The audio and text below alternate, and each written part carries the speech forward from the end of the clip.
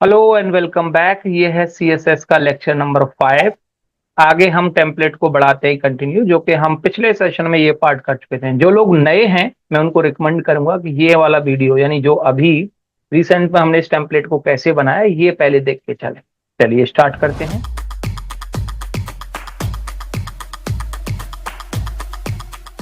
पिछले सेशन में हमने यहां तक कंप्लीट कर लिया था कि आप एक टेम्पलेट से कैसे पार्ट करते हैं सीएसएस की हेल्प से।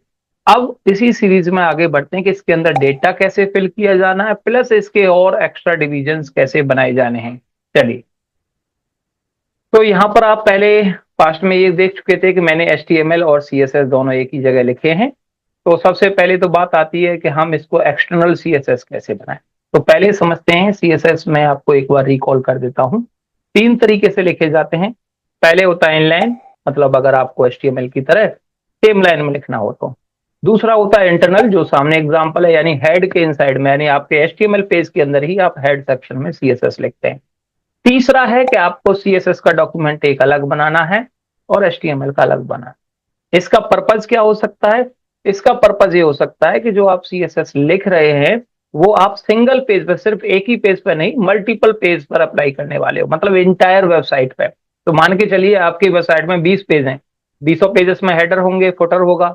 अब उन 20 पेजों में अलग अलग कलर तो हेडर फुटर का होगा नहीं, वेबसाइट सिमेट्रिक होगी, यानी कि सारे जगह पर सेम ही कलर होगा।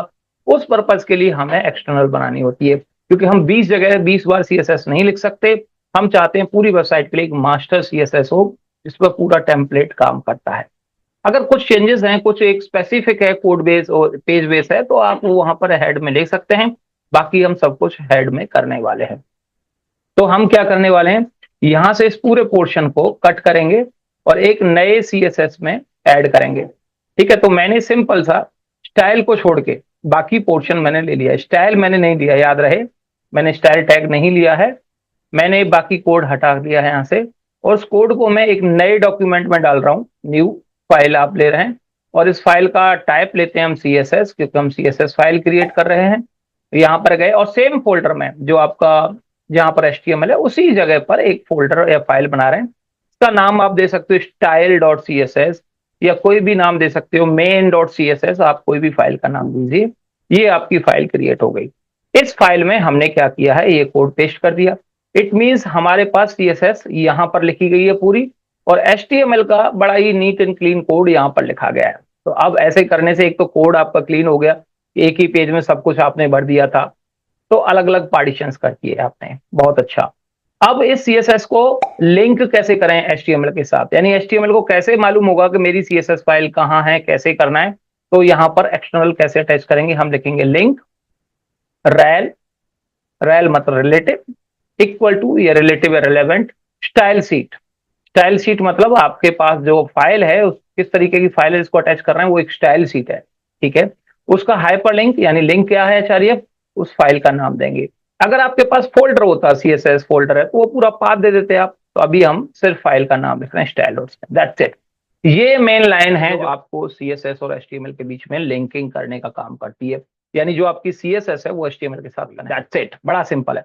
अब आप देखते हैं your template has no impact. अभी देख रहे खत्म हो गया, तो यानी कुछ मिसिंग है इसमें। देखते हैं क्या है। Link rel equal to stylesheet AHREF equal to style dot CSS, बिल्कुल सही है। कहीं कुछ मिसिंग है तो वो हम सेव करके देख लेते हैं। यस, इसको हमने सेव नहीं किया है मे बी, और अब रिफ्रेश कर, परफेक्ट। तो आप देख रहे हैं HTML और CSS मेरे कंबाइन हो गए नाउ। अब हमने, अगर आपको याद हो, लास्ट वीडियो में हमने कहा था कि हम इसके 2 पार्ट्स करने वाले हैं, यानी जो मेन है उसको 2। Introducing Web Designing by Hirdesh Bardwaj. Learn HTML, CSS, JavaScript, and more. Start your journey today. Buy now.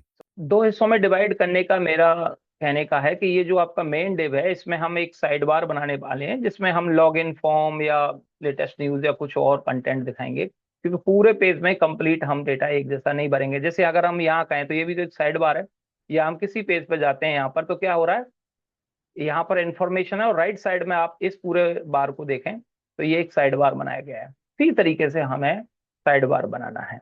ठीक है, अब साइड बार बनाने के लिए हम ये कहना चाहते हैं कि जो मेन डिव है आपका ये वाला, इस डिव के इनसाइड और 2 डिव होने हैं, जो कि लेफ्ट बार और साइड बार या राइट बार बनाना है। ठीक है, चलिए, तो सीएसएस का स्ट्रक्चर ये कहता है एचटीएमएल का कि आपके पास जो डिव है इसके अंदर बनाने, इसके बाहर नहीं, बस ये थोड़ा सा फर्क आपको समझना है। तो इसके अंदर हमने टाइप किया और लिखा div class equal to let's say left bar, LB मैंने नाम दिया है डिव डिव का।